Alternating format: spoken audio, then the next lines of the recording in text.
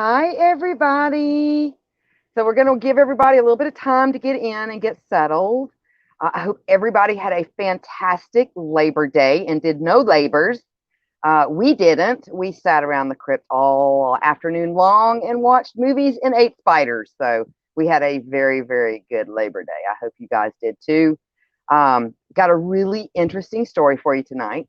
Some more creepy history. We love creepy history.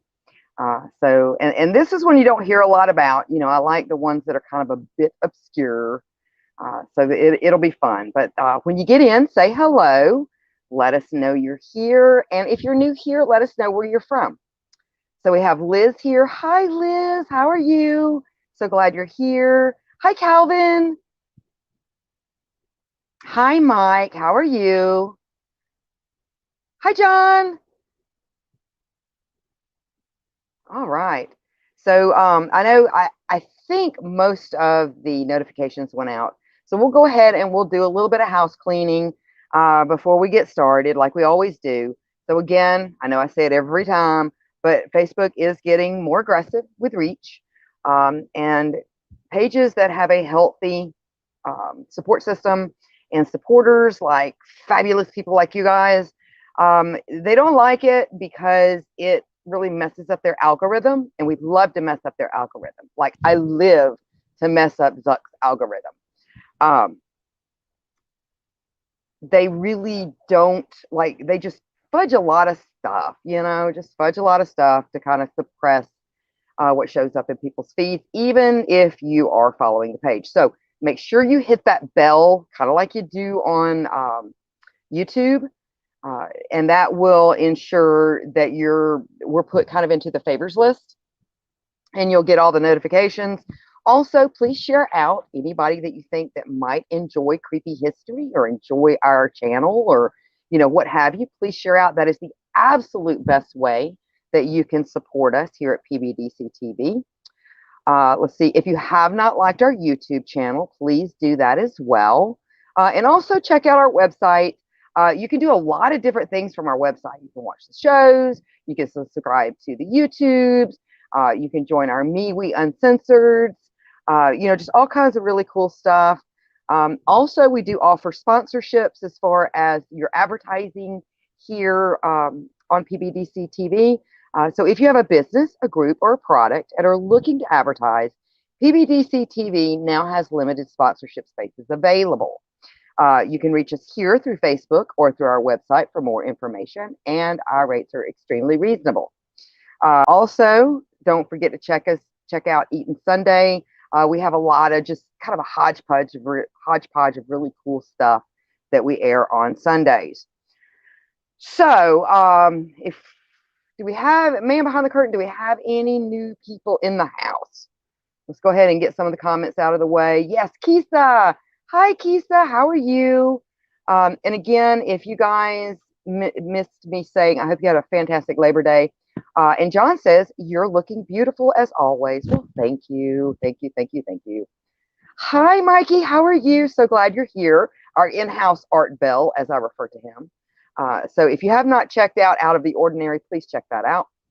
And then Calvin is saying hello to Mikey. So let's go ahead and get the legal mumbo jumbo out of the way. And I'm working off my tablet tonight, so I'm not really sure where to put my hands. All right, so you know that my feeds are for educational purposes. Now, congruent to Section 17 USC, Section 107, U.S. Code, Anointed Title 17, copyrights 107, limitations on exclusive rights concerning fair use. Notwithstanding the provisions of Section 106 and 106A, the fair use of a copyrighted work includes such use by reproduction in copies or phonorecords or videos or whatever other means of communication, or by any other means specified by that section for purposes such as criticism, comments, news reporting, teaching, scholarships, research, is not an infringement of copyright. So I like to get that out of the way. So we can go ahead and we can get started. Now we're going to, everybody put on their seatbelts. We're going to take a trip. We're going to go across the big pond. We're going to Scotland tonight. So I love me some Scotland. So that's where we're going. So if we want to go ahead and we want to run the first clip, would be fantastical. So in the shadows of Edinburgh Castle in Scotland is a cemetery and the surrounding lands. Steeped in both history and human suffering, it is known as Greyfriars Kirkyard. Now, the term kirk actually just simply means church. And so a kirkyard is a churchyard, and a churchyard is a cemetery that is on church property. So it's pretty simple. It's just a different verbiage related to that particular area on this planet. So located in the middle of Old Town, just a few minutes walk down George the Fourth's Bridge from the Royal Mile, so it's pretty much downtown. The Edinburgh Vaults and underground City of the Dead might be frightening to visit. Still, Greyfriars Kirkyard is famous for being the most haunted place in Edinburgh. It may do, and many do not even dare to visit the cemetery because of its dark reputation. And I'm telling you what, it's got some freaky deaky stuff going on. So shrouded in mystery and dark history, the surrounding lands of Greyfriars Kirkyard, also known, the surrounding lands, I should say, are known as Greyfriars Kirk, were once a gruesome place where many people suffered before meeting an untimely death. Some of the wonderful yet little uncanny old monuments at the cemetery contribute to the eerie atmosphere surrounding you when you enter this place. So it is not surprising that it would also become both the inspiration for Neil Gaiman's book, The Graveyard Book. And if you have not read that book yet, it is one of my favorites of Neil Gaiman. You will absolutely love it. It also inspired J.K. Rowling for the cemetery in Godric's Hollow, where Harry Potter's parents were buried. Now, fun fact, J.K. Rowling also found some familiar names, such as McGonagall, Moody, and Thomas Riddle there at that cemetery. Supposedly, Greyfriars as a whole was the inspiration. Now, when you visit Greyfriars, you were going to meet the Greyfriars Bobby. Now, located at the junction of George the Fourth Bridge and Candlemaker Row, opposite the entrance to Greyfriars Kirkyard, you will be greeted by the prominent commemorative statue of the Greyfriars Bobby. Now, what is the Greyfriars Bobby? It's not a ghost. Well, there may be a ghost, but the Greyfriars Bobby is not a ghost. So if we'll go ahead and run clip 2.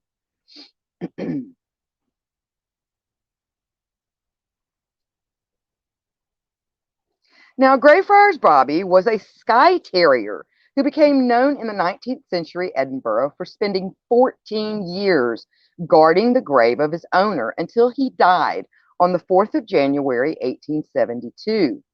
The story continues to be well known in Scotland through several books and films.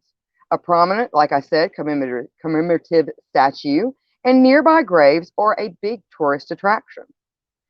The best known version of the story is that Bobby belonged to John Grey, which was that family you just saw, who worked for the Edinburgh City Police as a night watchman. When John Grey died, he was buried at Greyfriars Kirkyard, and the kirkyard surrounding Greyfriars Kirk in the old town of Edinburgh. Bobby then became known locally, spending the rest of his life sitting on his master's grave, and was buried just inside the gate of Greyfriars Kirkyard, not far from John Grey's grave.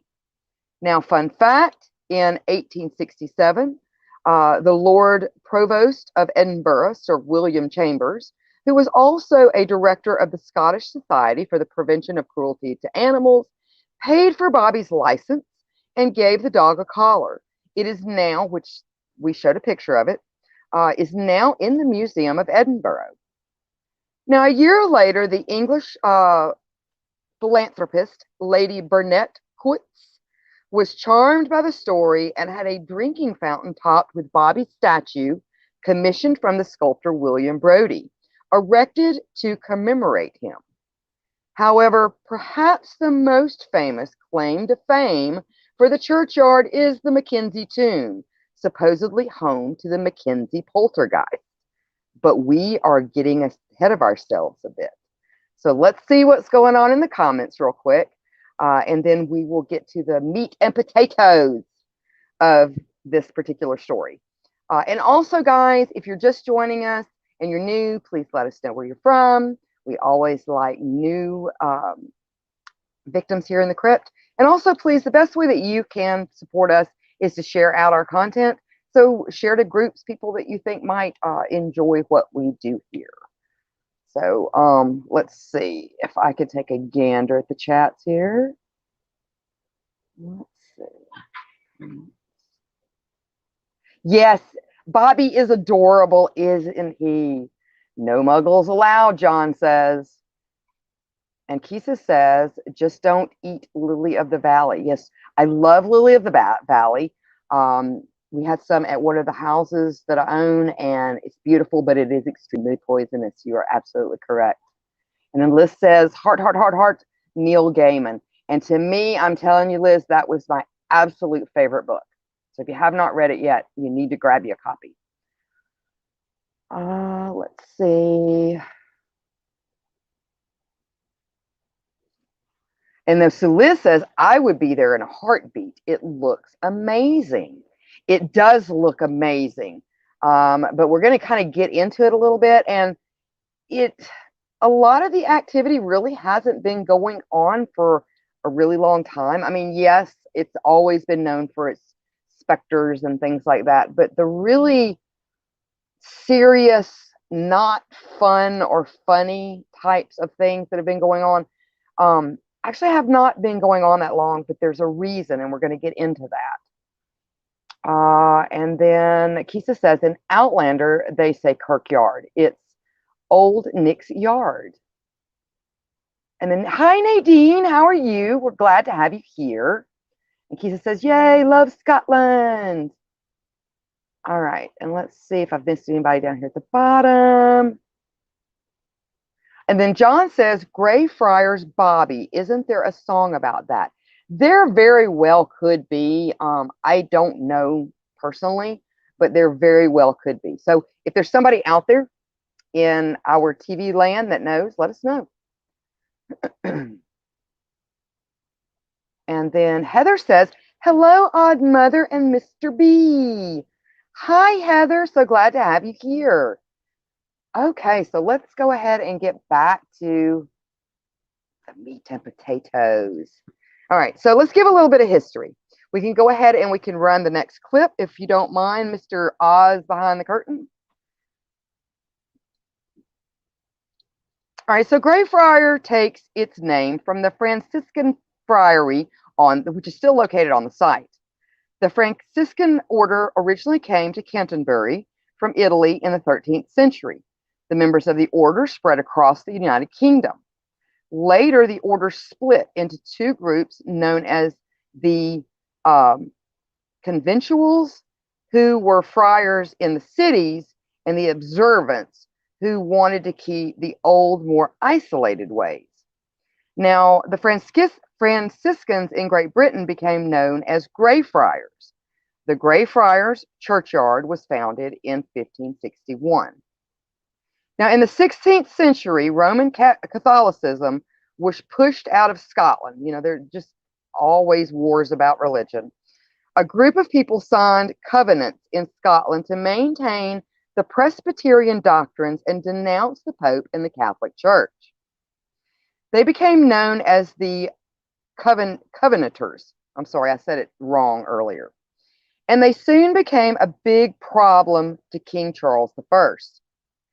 The National Covenant was signed at Greyfriars Kirk, which is the surrounding lands, in 1638, and it was an oath to maintain the Reformed religion and reject all superstitions of the Catholic Church.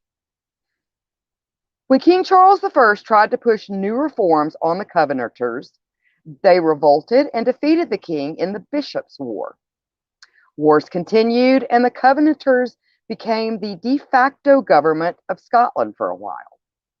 Now, later, Oliver Cromwell, fighting for the English Parliament, would defeat the Covenanters, and by 1652, they were decimated. In 1679, another rebellion was formed, but it was knocked down once again. As many as 1,200 Covenanters were imprisoned in Covenanters' Prison, which is on the kirkyard itself, which is the surrounding lands that kind of butt up to the cemetery, before being hanged at the Grass Market. Now, this would be notated as the world's first concentration camp. The Covenanters imprisoned in 1679 were incarcerated in what is regarded as the world's first concentration camp. They were fed little, succumbed to disease, and left to suffer in the open during winter. They had no shelter. Escape was difficult, and only those who signed a document renouncing Presbyterianism were released. Most, obviously, died and were buried where they lay. By the end of their imprisonment, towards the end, only 400 Covenanters were left alive, which were then sold overseas as slaves to Barbados. And of those 400, and this is just horrible run of luck, most of them died when their ship went down in a storm. So you go through being put in the world's, well, first you go through losing a rebellion, and if you didn't get hanged, you went to like this concentration camp where you had no shelter, and you had to basically try to, I think they were in there for like a year and a half. And then if you did manage to like survive all that, you're put on a ship, sold as a slave, and your ship goes down in a storm. If I'm not mistaken, I think that the supposed amount that actually survived were just like maybe 40, maybe, if even that many, actually were able to swim ashore. And I'm sure that they took off. I'm sure I would have. I would have had disappeared. Poof. There would have been no more Odd Mama anywhere. But let's see what's going on in the comments real quick. And then we're going to get into a man. We're going to talk about a man. So hang on just one second. Let's see what's going on in the comments.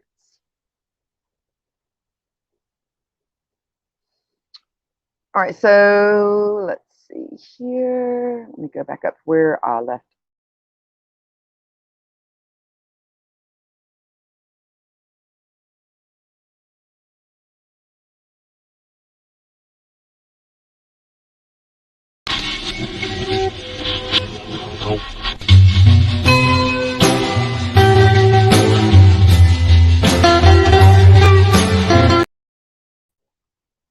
Uh-oh, I touched the wrong thing. All right, let's try this again. I don't know what in the world I did, but I did something. All right, let's see. And so John says, it's hard to believe people would fight over what church you want. John, it really, it does seem petty and just a little, I don't know, waste of time, waste of energy. But it goes on today. You can look pretty much anywhere, and if humans have something to fight over that gains them power, there will be people that will be there fighting over it. That's just it's just one of, I think, the human beings, like, it's just a really bad inbred habit that we have, is that we're just, it's human beings for the most part are greedy, and when they see power, they're going to take it. Um, let's see. So Liz says, FYI, the closed captioning is hilarious tonight. Closed captioning has just been getting crazy. Let's see. Okay, so Heather says, Mr. B, it says there is a song called Greyfriars Bobby. YouTube has a lyrics. Okay, awesome. Awesome. Okay, so there is a song. All right, and then John says, I thought I remembered something. Got to go look it up. Thanks. I think it was a sad song. I'm sure it probably is. Let's see.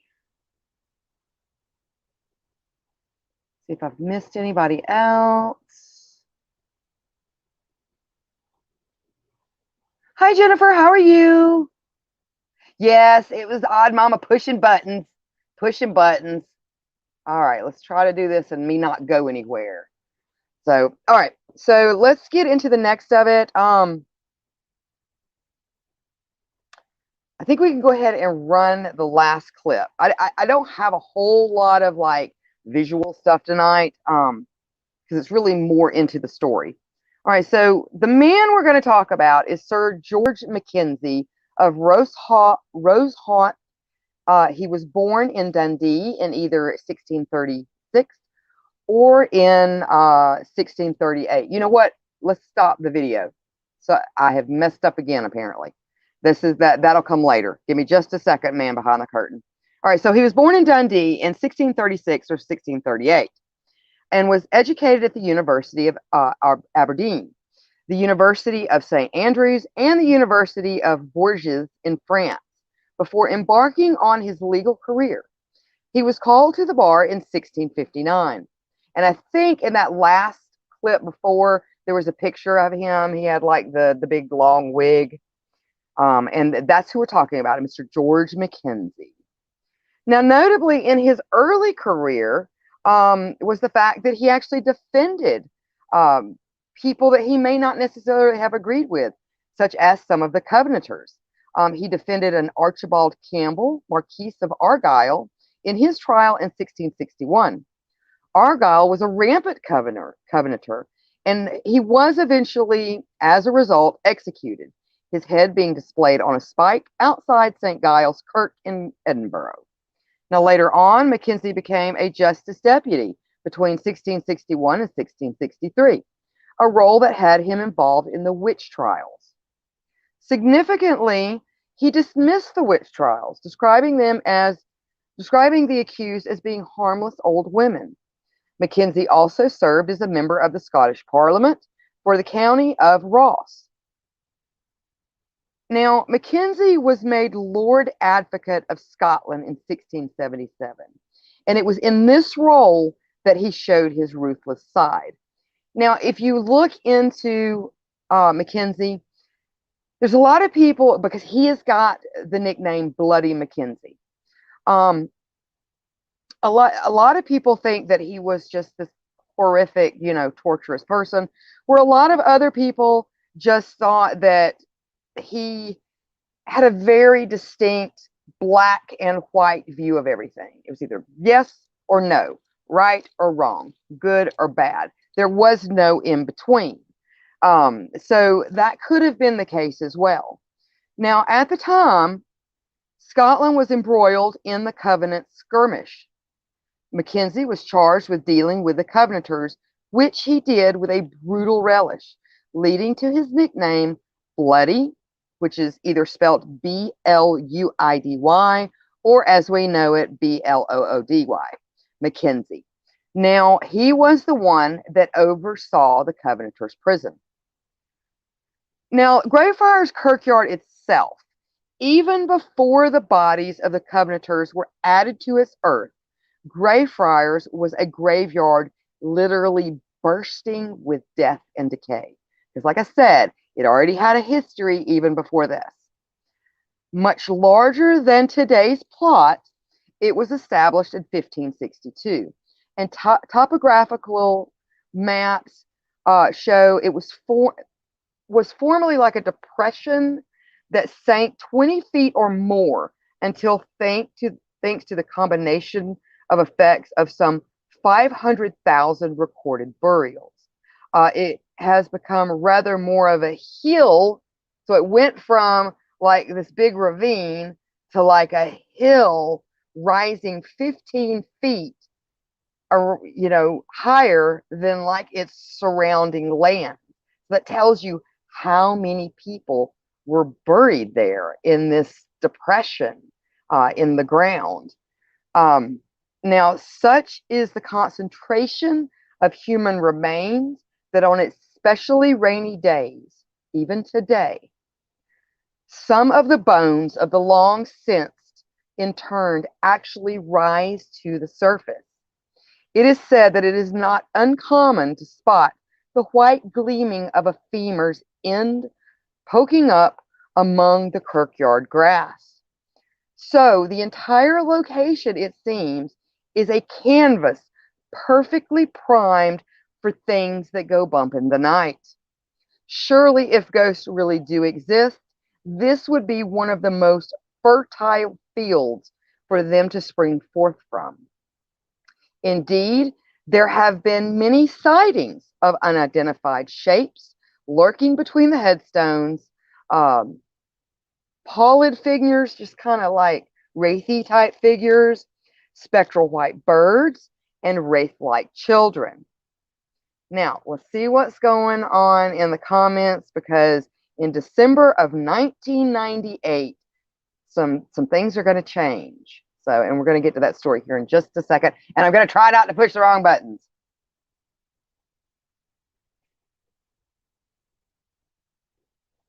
And the Kisa says, I wish I could invite a haunted friend of mine. She's from Scotland. Oh, that would be fun. Oh my goodness, that would be amazing, Kisa. And then John says, with them bones, surprisingly, they don't have dogs digging up the whole place. That's a great question. That's a great question. I don't know if like there would really be any marrow to speak of. I don't know if it would be like yummy to a dog, but it does make sense. You're absolutely right, John. You would think that wildlife would be taken off with some of this stuff, but things happen to wildlife around this area as well. And there's a lot of other places, and I can't ever pronounce it correctly. Is it Parvary Island, the island, the Plague Island, that's right outside of like what is that place over in Italy? God, my mind's gone blank. It's like on the tip of my tongue. Venice, right on the outskirts of Venice, like in the bay, there is an island there, and it does that. Like, there's just so many people that are buried that it's not uncommon to see like bones come to the surface due to erosion. So yeah, it's a creepy place. Let's see. Oh, Vice. You mean vice versa? Oh, that would be amazing. Yeah, I bet she has a lot of interesting stories. Slutty Mackenzie. Because Kisa says Mackenzie is a very common Scottish name.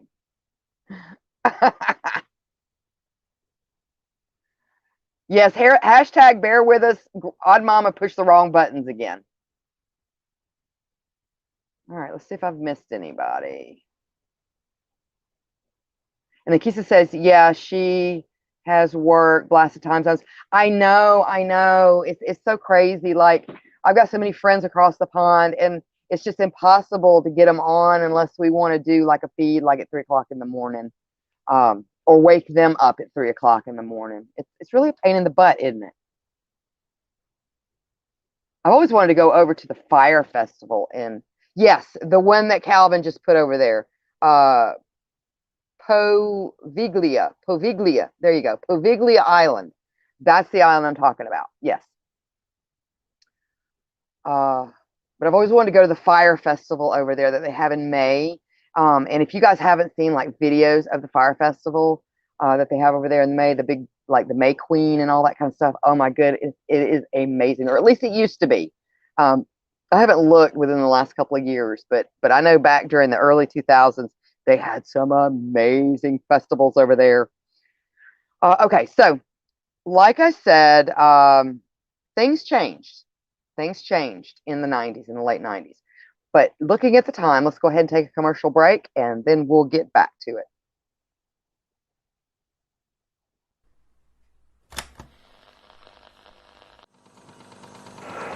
This is Mikey from Out of the Ordinary, and you're watching PBDC TV.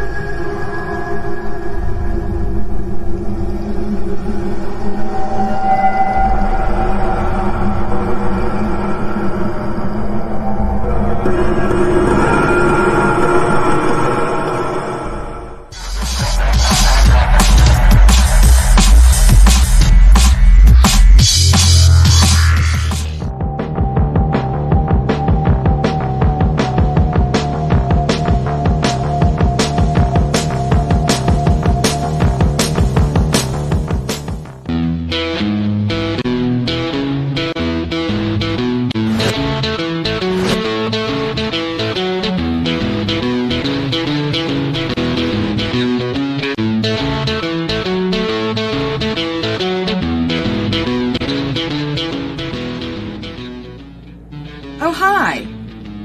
First thing in the morning, when I'm listening to music and getting a little bit of time for some creepy research, I'm always representing with my PBDC merch. What a better way to have a cup of coffee in the morning.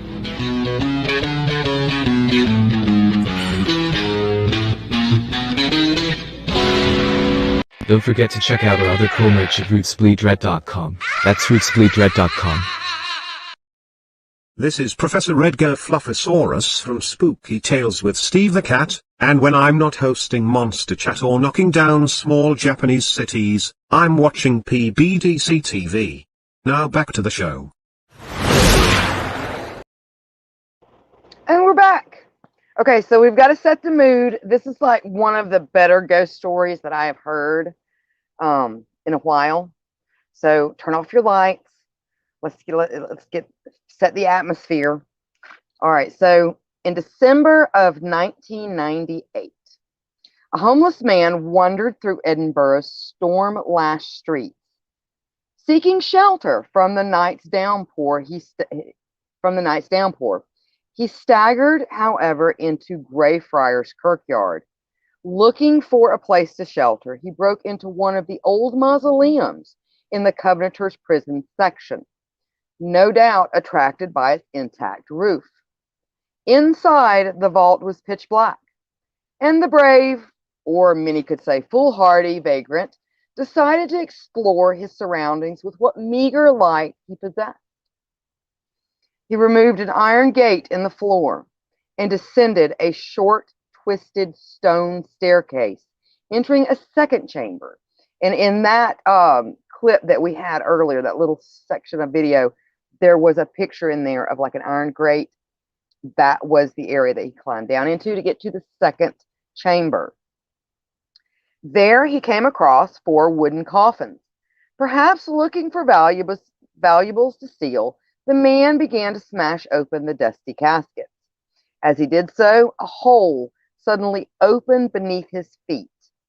What he did not know is he had been standing on a wooden grate, and he fell through, like I said, a wooden division into a third chamber, the existence of which had been previously unknown to like the sexton and stuff like that of the cemetery. They knew about the first and the second chamber. They had no idea about the third chamber that was even below that. The unfortunate intruder landed in a deep pit that had been used for illegally dumping those who had died from the plague. Despite being hundreds of years old, the pit had remained well sealed, and the corpse that greeted the luckless tramp were far from skeletal. Semi-putrefied and covered in green slime, the rotten carcasses had sunken features, ragged clothing, matted hair, and emitted an overpowering stench. Not surprisingly, the man desperately fled the tomb, not stopping even when he cut his head on the tomb's entrance in his reckless flight. A nearby security guard and his dog had heard strange noises coming from the Covenanters' prison area, where, in the process of exploring the graveyard, when they saw the wailing vagrant hurtling towards them. The sight of a bloody, filthy, deranged man charging out of a crypt in the middle of a stormy night was too much for the guard, and both men fled separately into Edinburgh's darkness. The security guard turned up for work the next day, related the tale to his terrifying encounter, and promptly handed in his notice. The tramp, however, was never seen or heard from again.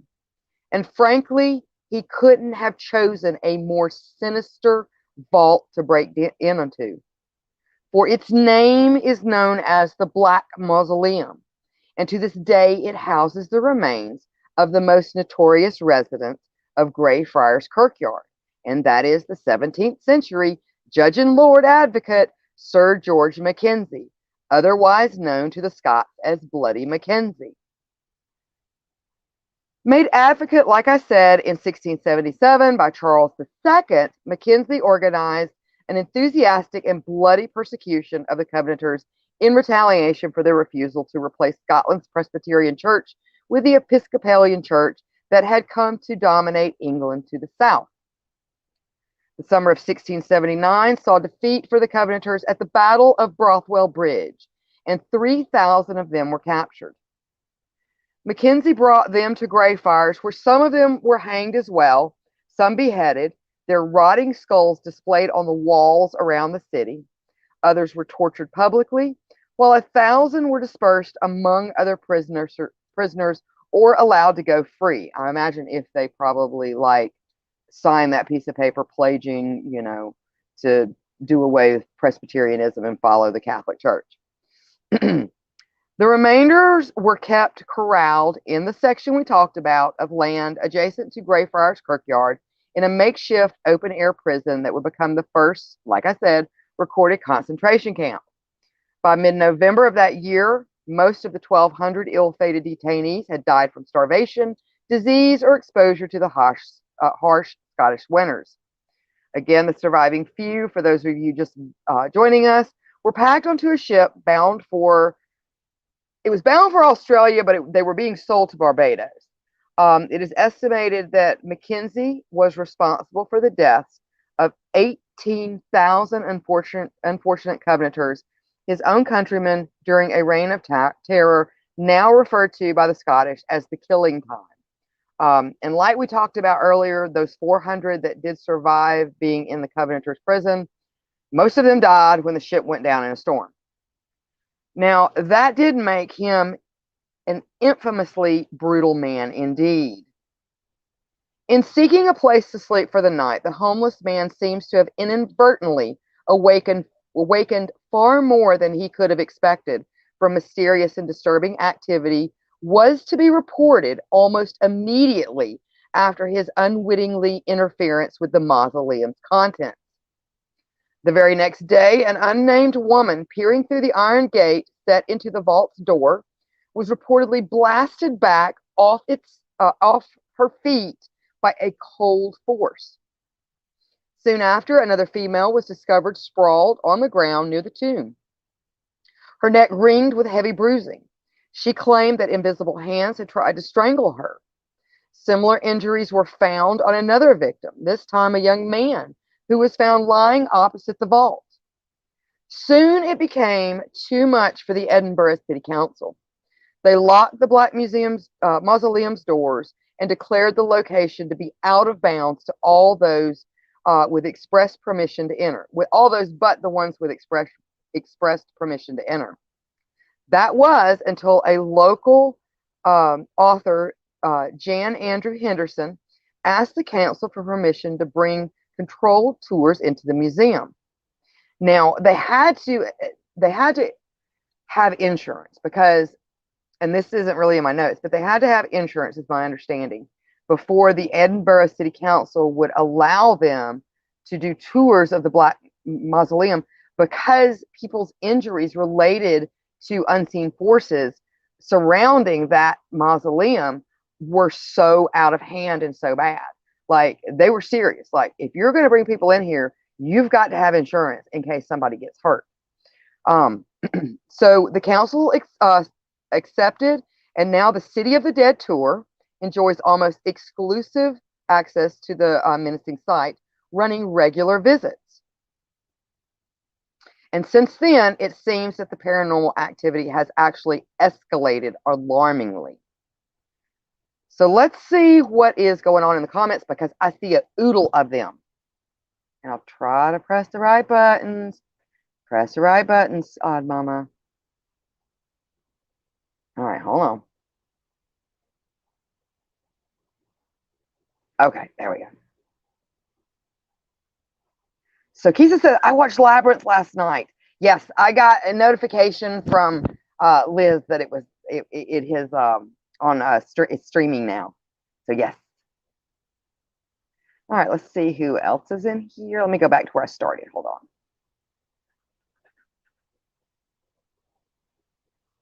Let's see.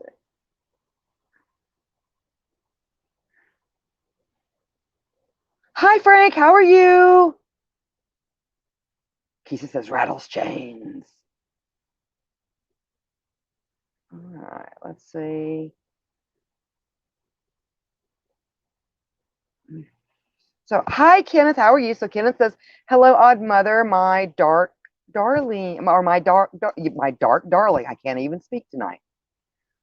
Let's see. And then Liz says, I'm picturing the guards running away Muppet style. You know, exactly. Like, they see each other, go, ah, and just like run off. It sounds almost comical. It absolutely does. Yes, the ghost scared the crap out of them.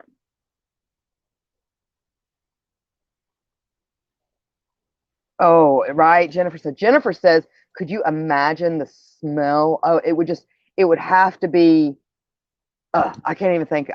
Like, the worst smell I think I've ever smelled in my entire life was a durian fruit. And if you guys, which is weird because, like, to 20% of the population, durian fruit smells like grass and apples to 20% of the population. But to the rest of the population, it smells putrid. It smells awful. It smells like what it would taste like to lick the bottom of one of those big garbage cans. Where, like, you know, the big ones. Yeah, if you were to lick that, that's what it smelled like.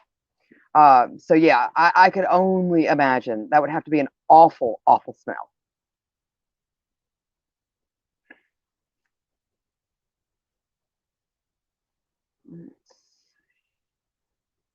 And then Kisa says, I have never had a Duran fruit. Well, you can get them. I got mine at H Mart. And Kisa, I know you live in the same state as me. You can get them at H Mart. They look like a cantaloupe, but they're prickly kind of. They kind of look like what a pine cone looks like when it hasn't opened up yet. You know, it's just got like these little prickly barbs on it. But it's about the size of like a small watermelon or a cantaloupe. Yeah, be prepared. Ugh. And so Chris says, but Duran fruit tastes good even though it stinks. I could, I tasted it, and to me, Chris, it tasted the same as it smelled. Um, yeah, rotten onions, flowers, and um, just putrid. It's just putrid. That's all I can say. Yeah, it kind of smells like a rotting corpse, sort of. Yeah, it's got a really, and it burned. It makes your eyes burn. Like when I cut it open, like my eyes started watering. Um, and so John says, why not have them sign a waiver? Proceed at your own risk. I don't know, John. Maybe they wanted it more organized, and they wanted somebody to be responsible. I don't know what the laws are over there in Scotland. I would imagine, honestly, if you go on these ghost tours, I imagine you probably have to sign a waiver.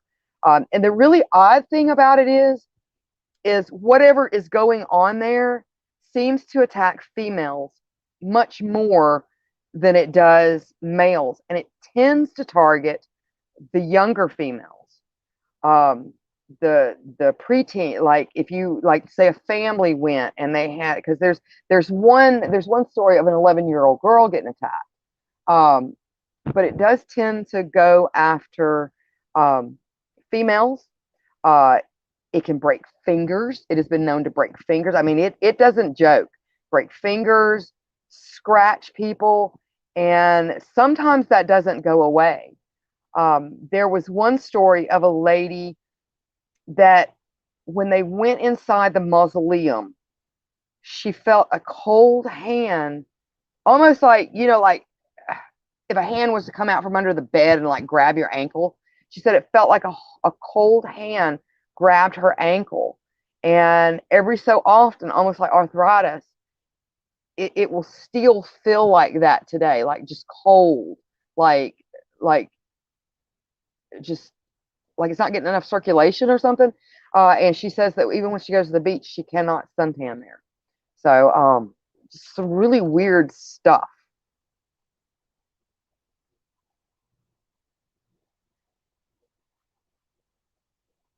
And Chris says, I've heard it has a lot of health benefits. I've heard that too, and I've heard that about vomit fruit, that it's got a lot of health benefits too, but most people cannot get past the smell because it flat out smells like vomit. Let's see. And then Aka says, I have a friend who loves it, but I didn't enjoy it at all. It was horrid. My parents actually love it. They said it smells like grass and apples. Um, they think it smells good and it's really sweet. All I tasted was onions and the bottom of a garbage can. That's all it tastes like to me. Ma says the pedo ghost run for the hills. No, it's like whatever it is just does not like women. It does not like females. Whether it's just a bully, because some poltergeists can be known to do that. They like to bully, they like to frighten. Um, but it tends to go after the ones that are weaker, if that makes sense. Like, I'm sorry, but any ghost that goes after like kids is just not cool with me. You know what I'm saying? But that's what tends to happen. So, all right. So let's get back to the story. Okay, so where was I? All right, so Phenomena at the Black Mausoleum stands out against what experienced at many other purportedly haunted locations, in that it has been startlingly frequent in occurrence. So it happens a lot. Often severe and well-documented occurrences happen. Since 1998, there have been over 450 attacks, and that's just the reported incidents. Who knows how high the numbers actually go? Among the 450, some 180 people have lost consciousness, and that is not abnormal for people to lose consciousness. Inexplicable fires have broken out, weird cold spots abound, and an unusual high number of dead wildlife have been found in the vault's immediate vicinity. Now, people have had their fingers broken, their hair pulled, and felt as though something had punched them or kicked them. Unexplained bruises, scratches, burns, skin gouges, nausea, numbness have all been frequently reported. And sometimes it doesn't go away. Cameras and other electrical equipment malfunction in the area of the mausoleum. And intriguingly, the physical signs of attack often go unnoticed until people get home and relax or return to their hotels for the night. Only then do they see the unexplained injuries manifest. Some of the scratches and burns disappear as quickly as they emerge, while others may last for months. Some, though, scar for life. Furthermore, many of the frightening experiences don't end when the tour finishes. People have reported that some of the phenomena listed above actually follows them home, with strange occurrences such as light bulbs glowing, electrical appliances switching on and off by themselves. And the frightening events are not limited to physical attacks either. The baffling aroma of smelling salts and the powerful stench of sulfur have been reported on occasion as well, while inexplicably laughing and growling has been heard, along with strange knocking sounds that seem to emanate from beneath the floor. Interestingly enough, exorcisms have been carried out twice at the location, first by a spiritualist minister named Colin Grant, and a year later by his son. Now, sadly, exorcist Colin Grant was all set to exorcise the ghost of Mackenzie in the year 2000. However, he soon stopped his exorcism and left right after. He asserted that he worried about his life at this point, as he sensed hundreds of malevolent and distressed spirits surrounding him. And on the 26th of January, not long after he expressed fears that his work there would kill him, Colin Grant died from a heart attack while speaking to the spirit world during a seance at a clairvoyant shop. Now, both the exorcisms were unsuccessful and the attacks continue. As it is often the case with hauntings that are said to have their roots in times long past, there are many legends associated with Mackenzie's tomb. Now, one popular tale describes a failed petty criminal, possibly a highwayman, named John Hayes, who, fleeing justice and the police, found shelter in the second chamber of the Black Mausoleum. For 6 months, Hayes secreted himself within the vault, scavenging food from wherever he could. Eventually, when the local police caught up with him, they found him to be completely insane, insisting that the coffins that kept him company would move each night of their own accord, and that Bloody Mackenzie could be heard shuffling and scraping within his own wooden box. The man was believed to be so evil in life that his corporal remains could find no peace in death. However, the poltergeist activity is not limited only to the mausoleum. Smashed plates, unexplained fires, and objects being thrown have been reported by the residents in 4 different houses that border the kirkyard. Then in October of 2003, a large fire swept through Jan Andrew Henderson's nearby home, which again was the tour company. She also ran the Black Heart Entertainment offices. Now, the fire, the cause of which insurance investigators could not identify, destroyed 5 years worth of letters, photographs, records, and statements concerning the Mackenzie poltergeist. None of the surrounding properties were damaged. This apparently wide-roaming poltergeist is also thought by some to be the cause of a number of the malignant and odd activity in other parts of Edinburgh's infamous haunted locations, known as the Southbridge Vaults. But despite the area's bloody history, the happenings at the Mackenzie tomb hauntings are rarely this consistent or active. So in other words, when you have poltergeist activity, it's rarely this constant or active. Now, barely a quarter of poltergeist episodes last more than a year, whereas whatever lurks within the Mackenzie tomb has been scaring people for over a decade now. So I'll end this tale with this quote. I don't know what the Mackenzie poltergeist really is. I don't know if it's a supernatural entity, a pheromone cloud, as some have suggested, a demon, or a set of psychomatic and hysterical reactions. All have been suggested, but it has become the best documented supernatural case of all time and probably the most conclusive. Let me put it this way. If the Mackenzie poltergeist isn't genuine, a genuine supernatural entity, then I don't think there is such a thing, not anywhere in the world. And that's quoted from Jan Andrews Henderson. So I hope you enjoyed that. Look at that. We're almost right on time. We didn't go over tonight. So let's see what's going on in the comments. I really, really enjoyed this story and this history when I ran across this a couple of years ago. I just thought it was fascinating.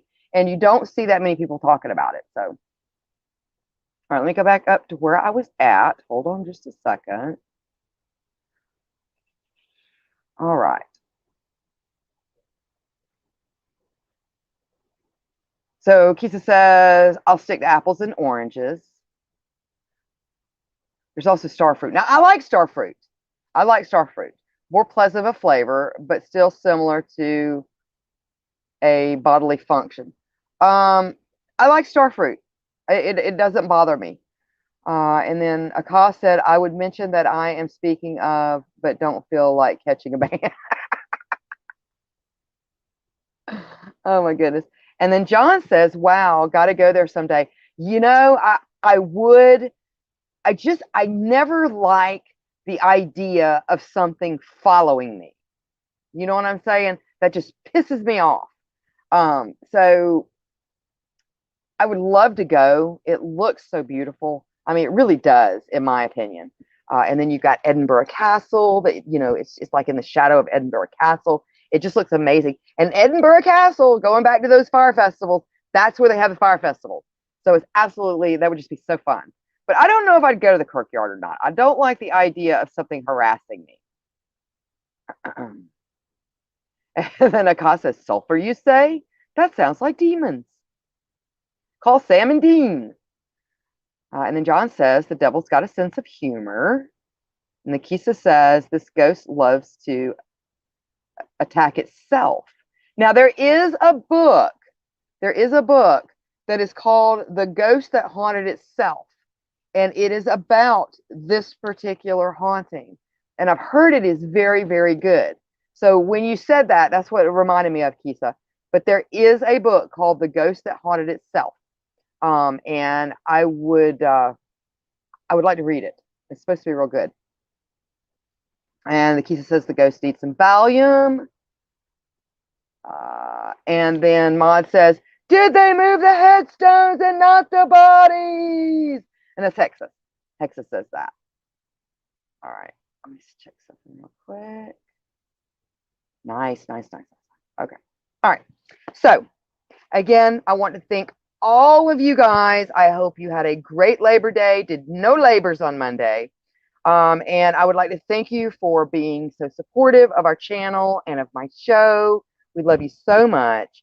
And again, the best way to help support us, because we really enjoy doing this. We really do like doing this for you guys. And you guys are what it's all about. So the best thing you can do is share out our content, let people know about our content, our websites, things like that. We've got merch for sale, and that kind of helps cover some of the back end stuff. But if you would like to support even more, you can visit our website and go to our coffee bar, and you can buy us a coffee on Ko-Fi. So, any of those would be greatly appreciated. And of course, we would announce them because that's kind of like sending stars through Facebook or super chats or something like that through YouTube. You just do it through our website. So, and it's one time. You don't have to do monthly stuff like Patreon or Patreon or whatever.